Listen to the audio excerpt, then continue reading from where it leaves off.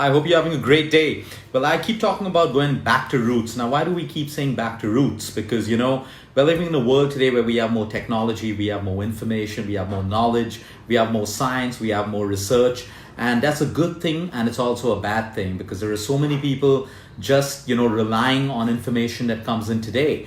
But I'm always impressed with what our grandmoms used to do, what civilizations decades and decades before us did, because they had intuition, they had wisdom to determine which spices are good, which plants are poisonous, which plants are not poisonous. They came up with super cuisines, different combinations of spices, fantastic foods and combinations of foods that you could eat, because people were not disconnected with the amount of social media and the amount of media that we have today. So when you don't have, for example, if you cut yourself off social media, TV, movies, all of that stuff for about 1 week to 10 days, what's going to happen in you is, number one, you're going to get a lot of peace. Number two, you're going to reconnect with yourself, which means certain senses like our intuition, using common sense, using our own brain to think. Otherwise, most of us are, looking at the internet and looking at what other people are doing, comparing ourselves and, following other people's paths, not using our own gut instinct and our own intuition, because we're disconnected because of social media.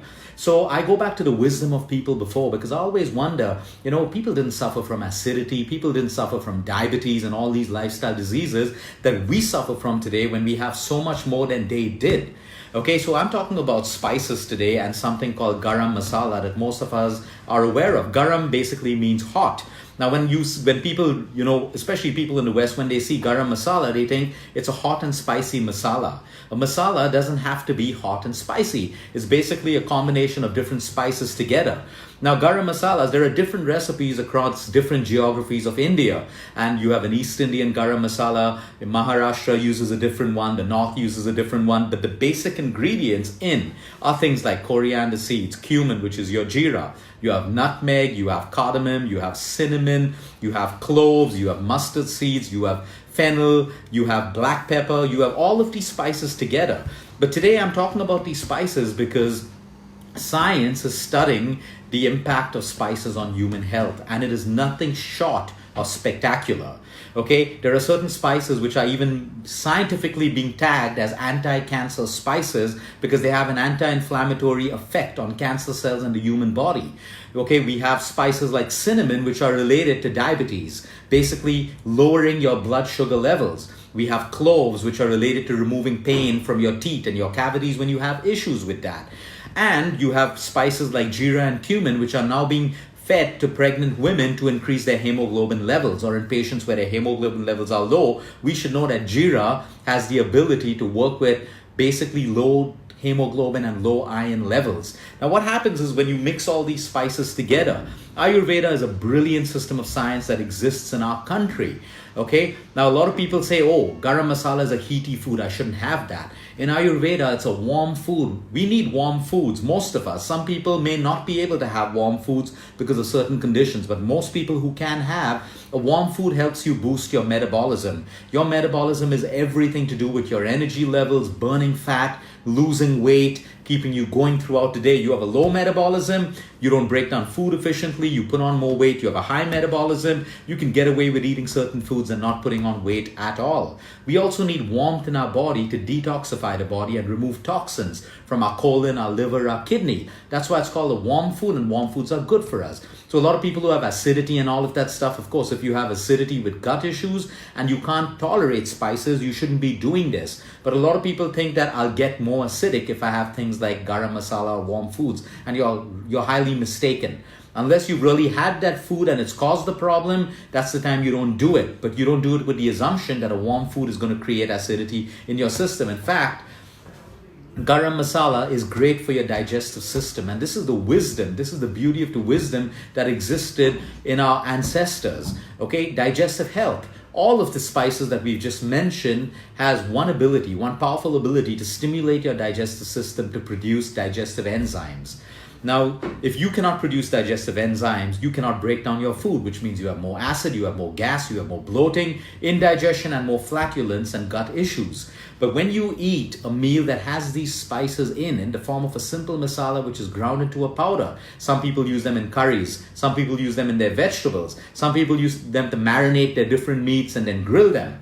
But this goes into your system, helping you break down the food that you're eating. So it is actually great for flatulence, bloating, indigestion, and all of these issues that you have.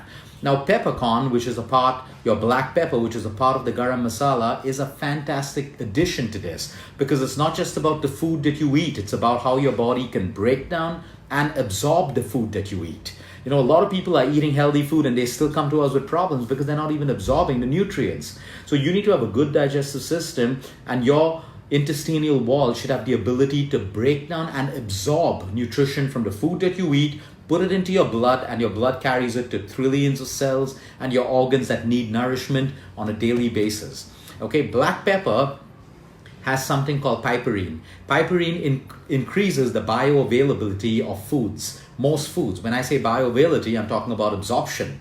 So by adding, example, turmeric is great, but turmeric with black pepper is effective. When you add black pepper to your turmeric, the absorption of curcumin in your turmeric happens better. So a lot of supplements that you see in the market will have black pepper or piperine added to increase the absorption into your system. And garam masala already has that in.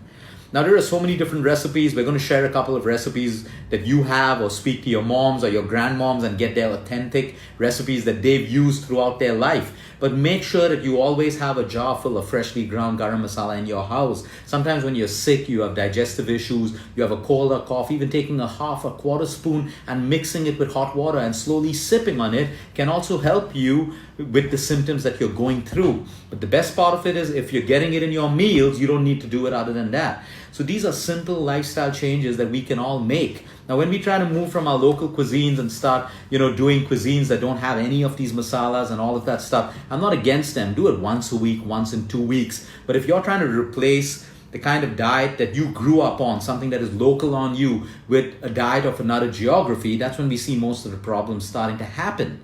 You change your country, you live in a new country, slowly transition away from Indian food to that new food if you have to. Just don't make a drastic change. Understand that there is a lot of wisdom and a lot of nutrition in Indian food and Indian preparations. Where we've gone wrong, we started overdoing it on the carbohydrates, which people never did that. In ancient India, they didn't overdo it in the carbs. And if they had carbs, yes, we have a lot of carbs in our diet, but people were more active.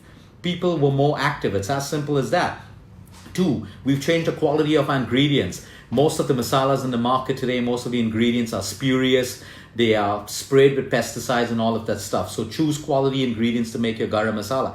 3, we've changed our lifestyle. So you can't blame Indian food. For the longest time, India lived on Indian food and people were healthy, happy, and they lived long lives. Today that's changed, not because of Indian food, but because of our lifestyle. So from using jaggery to sweeten certain foods, people started using white sugar. People use natural cold-pressed oils like coconut oil, mustard oil, peanut oil, groundnut oil. People have given that up and they started moving and cooking in olive oil, which is not meant for Indian cooking. They moved to refined oils that created inflammation in their hearts and all of those problems. So the problem is with our lifestyle. If you break down traditional Indian food, you will find it to be one of the healthiest cuisines that exist. There are other healthy cuisines. Thai food is healthy to the Thai people. Mediterranean food is healthy to the Mediterranean people and stuff like that. But in India, you can't go wrong with the wisdom of Indian food. It is nutritious, it is great for our health, it is great for you, and if you do it in balance with your lifestyle, it can only do you good. Have a great day, everyone. Until next time, eat smart, move more, sleep right, and breathe deep.